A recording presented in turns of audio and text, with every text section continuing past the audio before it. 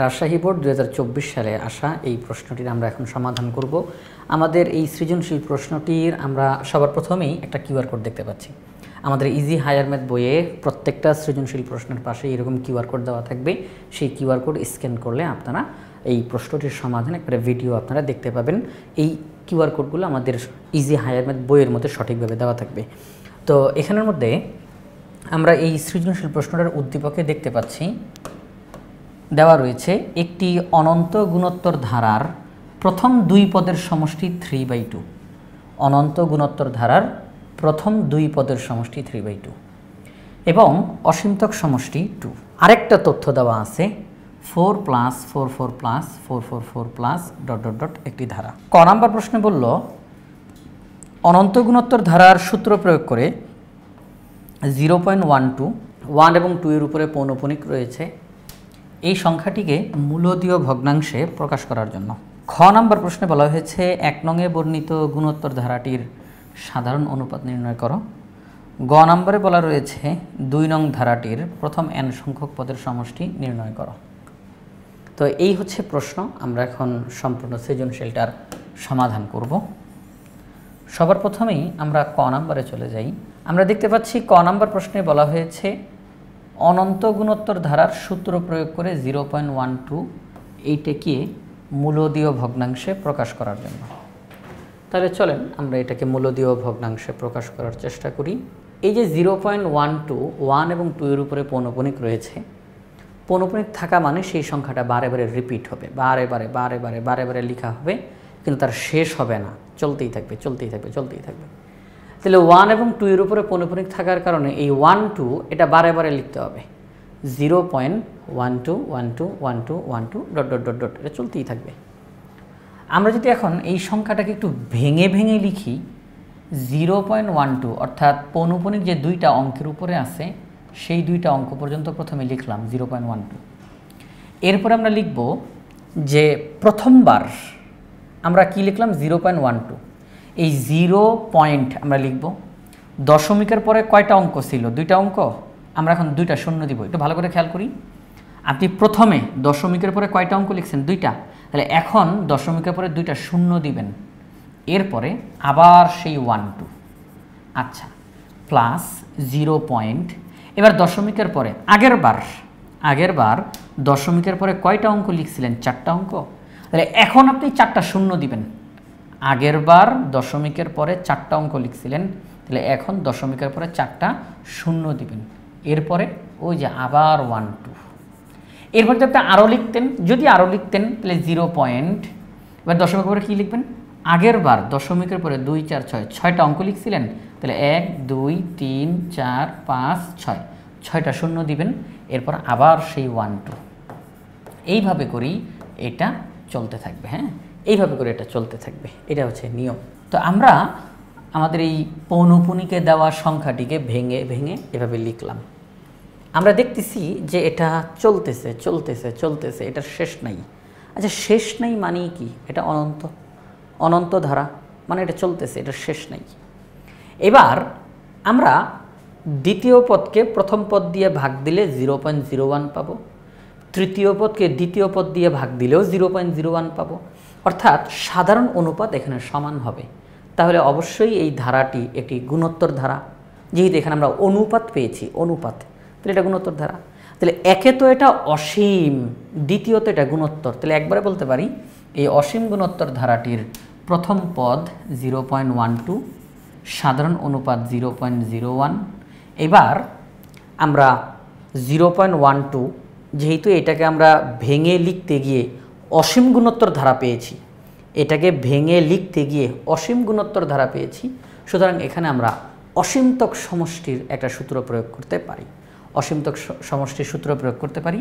আমরা জানি যে অসীমতক সমষ্টির সূত্র প্রয়োগ করা যায় কখন? যখন r এর মান 1 এর চেয়ে ছোট হয়। এই যে দেখেন r এর মান 0.01, এটা 1 এর চেয়ে ছোট, তাহলে আমরা অসীমতক সমষ্টির সূত্র ব্যবহার করতেই পারি। সূত্রটা কি? a/1 - r। a মানে প্রথম পদ, r মানে সাধারণ অনুপাত।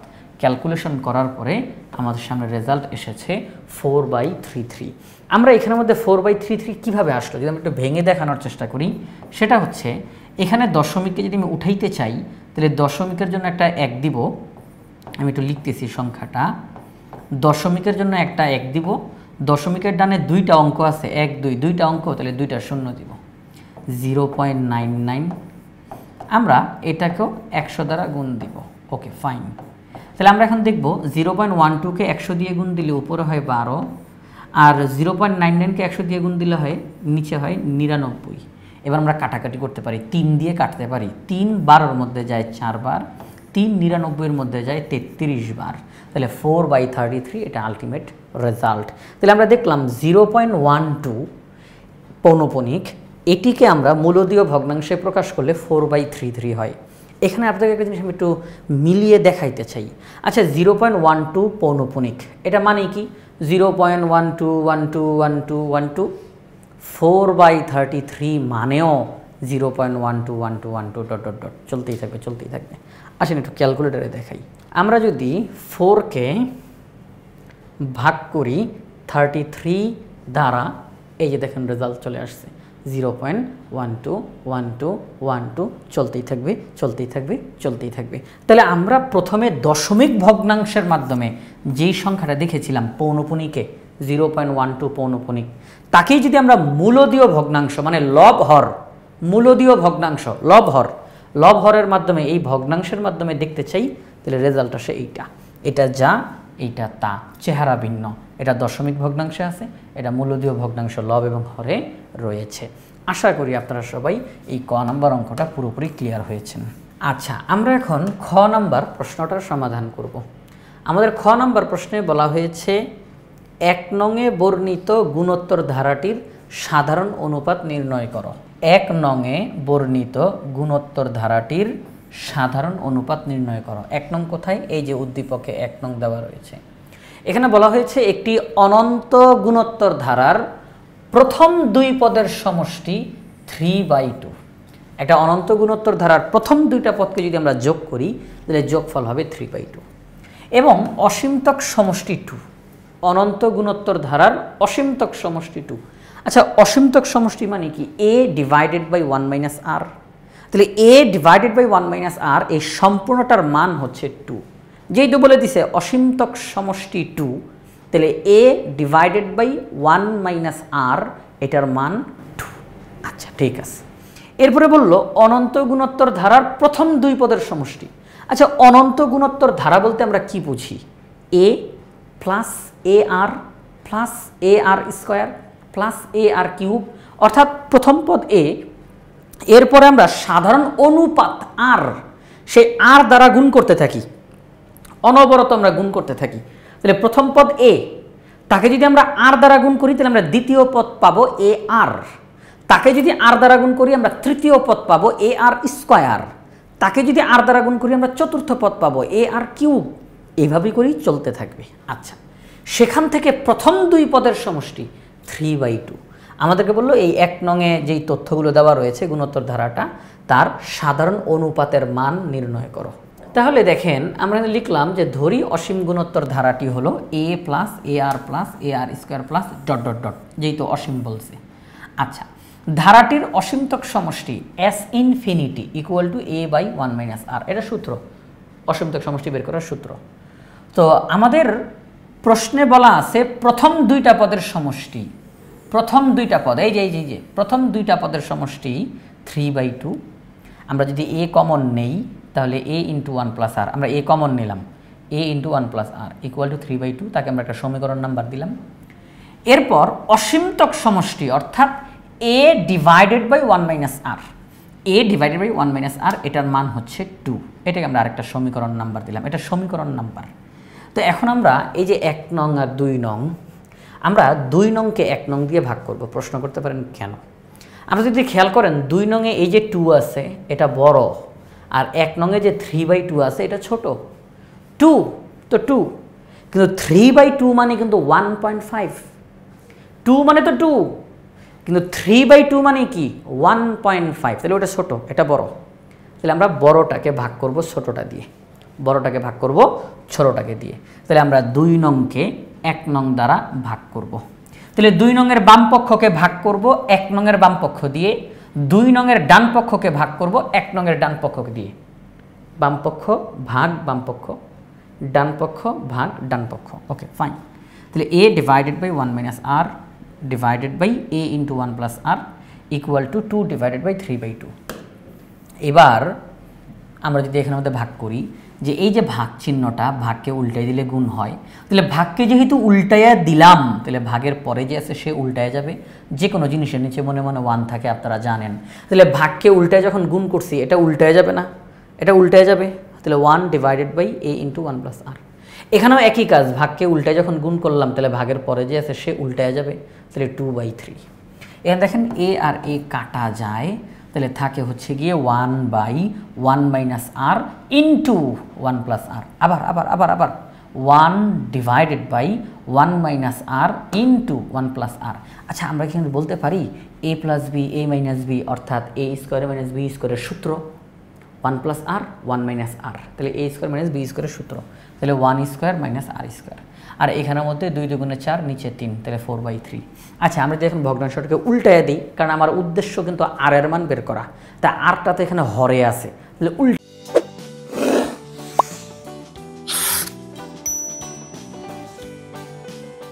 উল্টায় দিই, এটা লাইনটা ঠিক হয়ে যাবে। তাহলে আমরা ভগ্নাংশটাকে উল্টাই দিলাম, যাকে বলা হয় বিপরীতকরণ। এটাকে কি বলা হয়? বিপরীতকরণ। তাহলে বিপরীতকরণ করলাম, তাহলে এটাও উল্টায় গেল। আচ্ছা, মাইনাস আর স্কোয়ারকে যদি ওই সাইডে পাঠাই, তাহলে প্লাস হয়ে যাবে। আর 3/4কে যদি এই সাইডে আনি, তাহলে মাইনাস হয়ে যাবে। আবার একটু খেয়াল করেন, 1 এই 3/4 যদি এই সাইডে আসে, তাহলে মাইনাস হবে। তাহলে 1 মাইনাস 3/4। আর মাইনাস আর স্কোয়ার যদি ওই সাইডে চলে যায়, তাহলে প্লাস আর স্কোয়ার। ওকে, তাহলে আর স্কোয়ার ইকুয়াল টু 1 মাইনাস 3/4। এবার লসাগু করে যোগ বিয়োগ করি আমরা, তাহলে আমরা রেজাল্ট পেয়ে গেলাম R square equal to 1/4। R square equal to 1/4। আচ্ছা, আর স্কোয়ার ইকুয়াল টু 1/4, এই স্কোয়ারটা যদি ওই সাইডে চলে যায়, তাহলে কি হবে? Plus minus √1/4। আলটিমেটলি রেজাল্ট হবে প্লাস মাইনাস 1/2।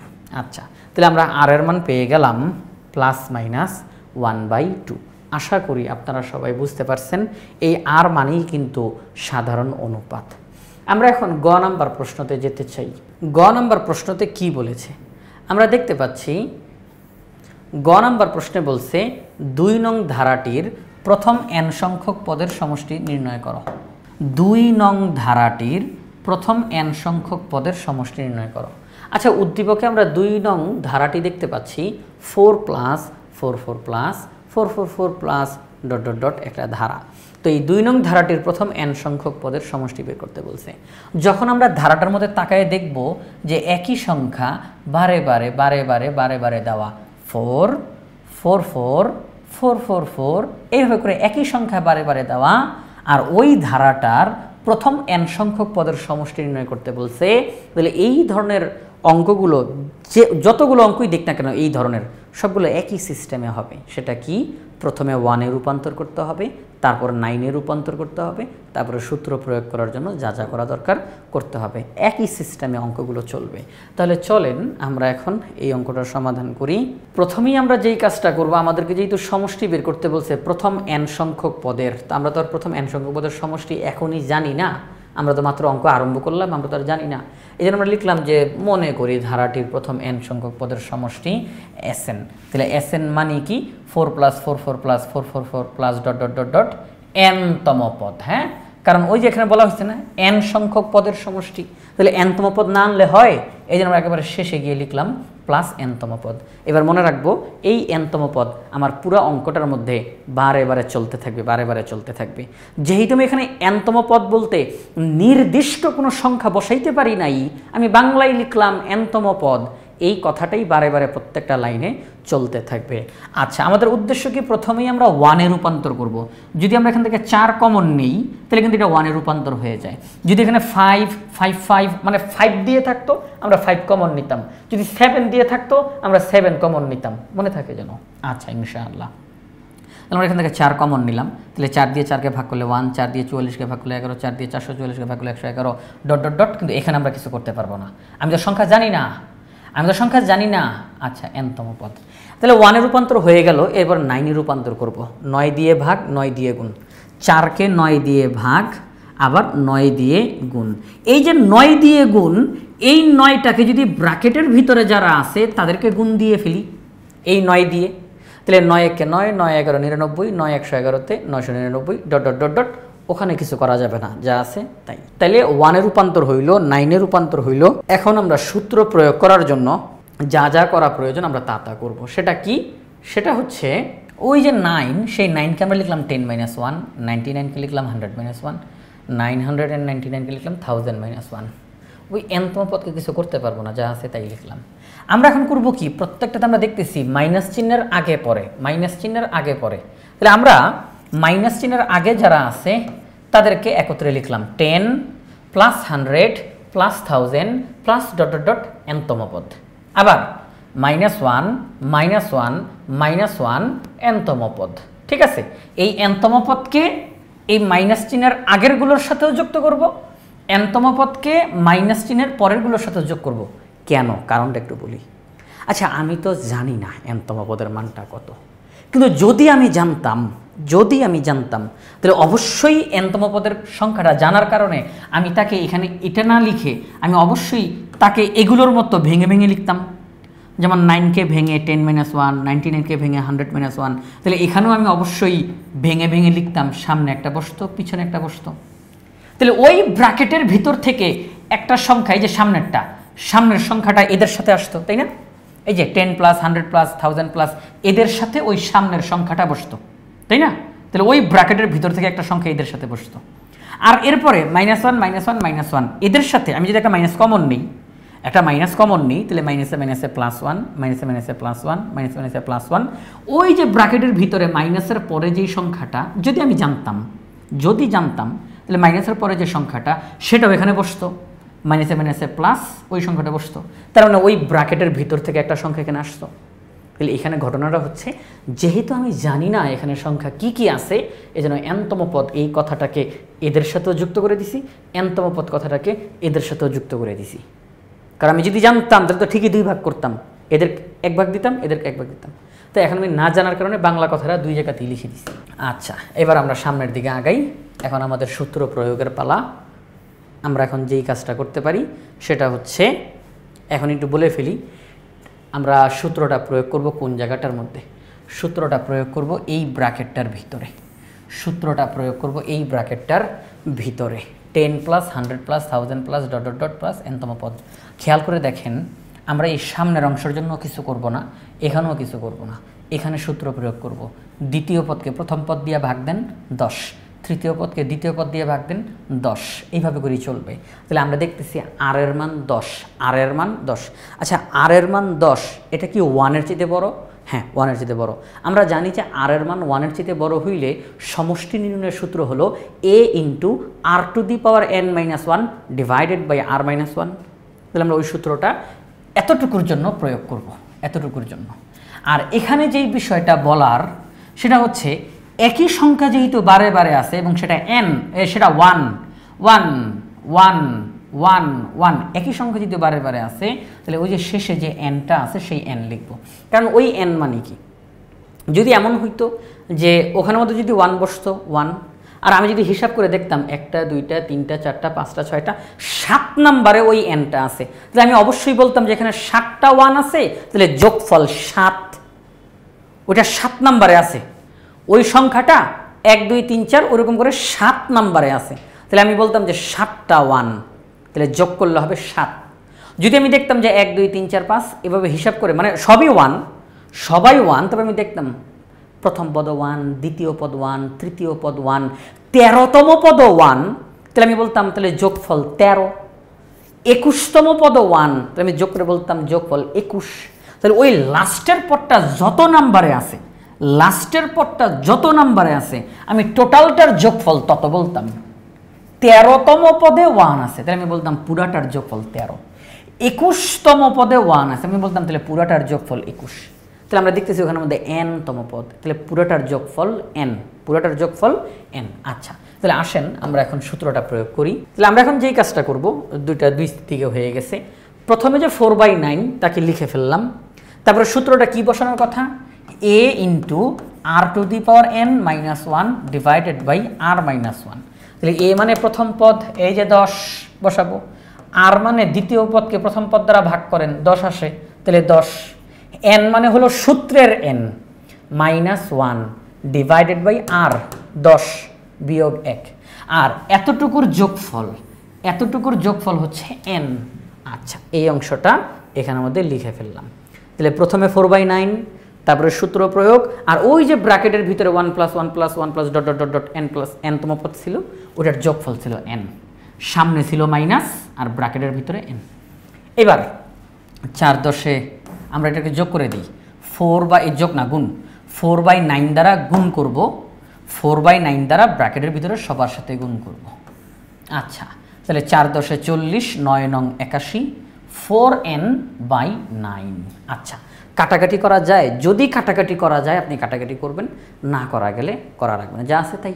ওকে, তাহলে আমরা দেখলাম যে আমাদেরকে যেই ধারাটা দিয়েছিল 4 + 4 + 4 + ডট ডট ডট, সেই ধারাটির প্রথম n সংখ্যক পদের সমষ্টি 40/81 ইন্টু 10⁻n−1 -4n/9। এই অঙ্কটার ক্ষেত্রে এই ধরনের প্রত্যেকটা অঙ্ক কিন্তু সিস্টেম একই, প্রথমে 1-এ রূপান্তর করতে হবে, এরপর 9-এ রূপান্তর করতে হবে, তারপরে সূত্র প্রয়োগ করার জন্য যা যা করা দরকার করতে হবে। তাহলে আমরা এই সৃজনশীল প্রশ্নটা ছিল রাজশাহী বোর্ড 2024, আমরা রাজশাহী বোর্ড 2024 এই সৃজনশীল প্রশ্নটা সমাধান করে ফেললাম।